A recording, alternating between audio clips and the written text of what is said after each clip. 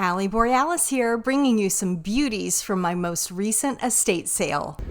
I was just headed home from the grocery store on a Friday morning and saw all these signs for an estate sale, so I thought, oh, let me go check that out. It's Friday morning. There's probably not going to be a whole lot of people there, and I was right. It was a pretty low crowd, and I met a really amazing woman that runs the estate sale. She had a lot of jewelry out in several cases. Here she is. Her name's Jennifer. I'm going to show you her card toward the end of the video. She wanted me to put her card in there in case anybody wanted an estate sale liquidation. This is not a sponsored video, by the way. Just wanted to be clear on that. She asked if I was a reseller, and I said that I am. Some people are excited to hear you're a reseller and some are not. So I was glad that she was excited to hear I'm a reseller because she has a lot of inventory to liquidate. She did tell me that this is a 4-day sale and the first day happened on Thursday and I was there on Friday. So most of the gold was purchased on Thursday and I'm so curious what else was purchased from the costume jewelry. I did purchase a couple of things off this table that I'll show you at the end of the video, and then I made my way through the rest of the house. This house had an amazing view. You can see it's on a hilltop, and it was a hazy day, but you can still tell that the view was pretty amazing.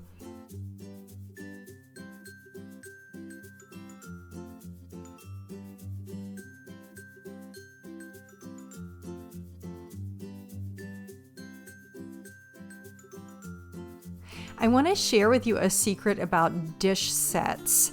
Sometimes you can pick up a piece and it's completely unmarked, but if you pick up a different type of piece in the set, you'll see a marking on it. So don't give up if you just see one piece that's unmarked. You gotta flip other things over, and there's the mark on this one. I don't always buy a lot of china because it's usually heavy and the customer's going to pay a lot in shipping. But what I do buy is when I come across the piece or two that's for serving or a butter dish or a gravy bowl. These pieces tend to sell better than just plates and bowls, more the specialized pieces in a set. I did see this kitty cat, and interestingly enough, the cat had matching plates.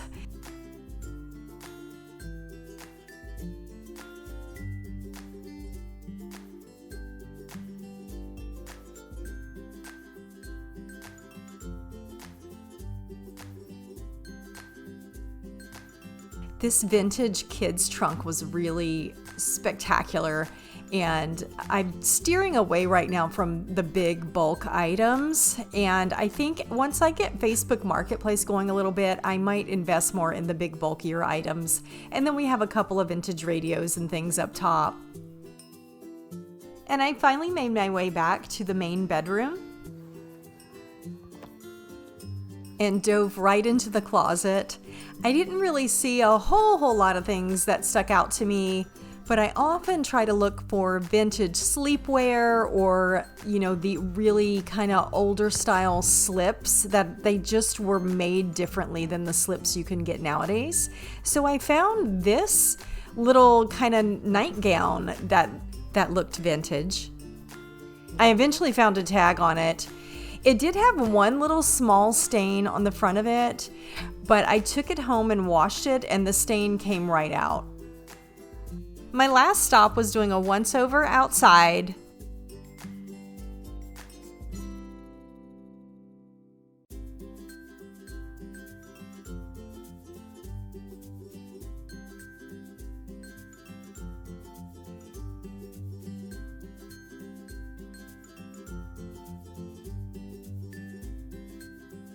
I do love pottery, and I think given how bare these shelves were, that a lot of it was purchased yesterday.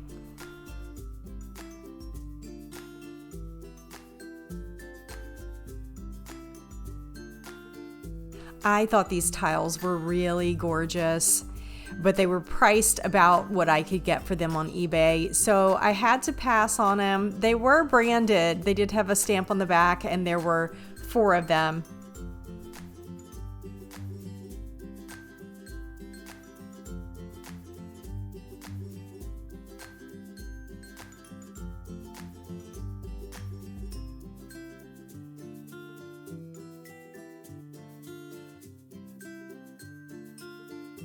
And I loved these mid-century coasters, and I totally would have purchased them if they didn't have so much wear. It was just wear on the paint, so it could have easily been repainted and touched up, but that wasn't a project that I wanted to take on right now, but the price on them sure was good. So let's get to my haul, and I want to share with you what I purchased today. She had this 3-piece matching set out that is beautifully adorned with rhinestones and faux turquoise. And one is a compact, one is maybe a pill box or a cigarette case, and the last one is a lipstick holder. So let's take a peek at it. This compact is very clean. I don't know if it ever has even had powder in it. And it has the original little powder puff in it that looks very clean as well.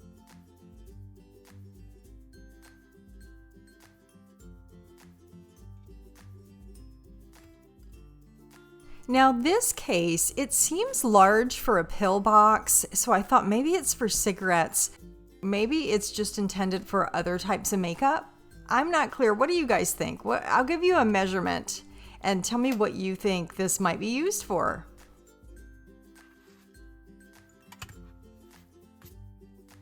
And lastly is this amazingly designed lipstick case.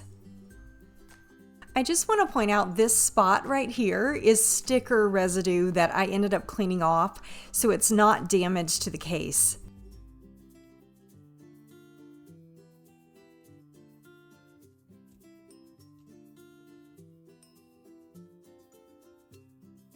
And this is where we discover the brand on the case.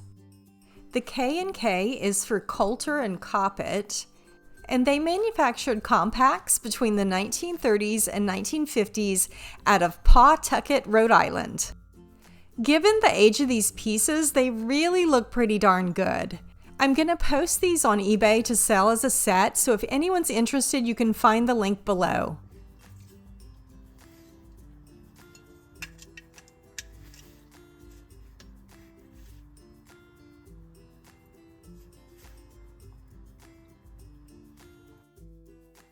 The next stunner is this fantastic silver-plated compact with a hinged rhinestone clasp.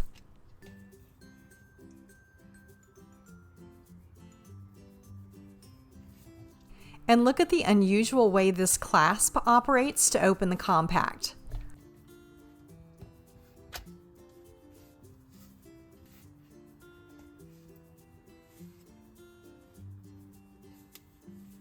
It's silver toned on the outside and gold toned on the inside.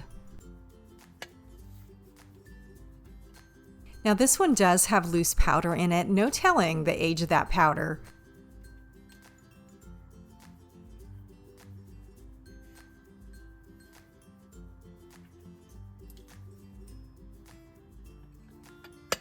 Now this one also has a maker's mark on it.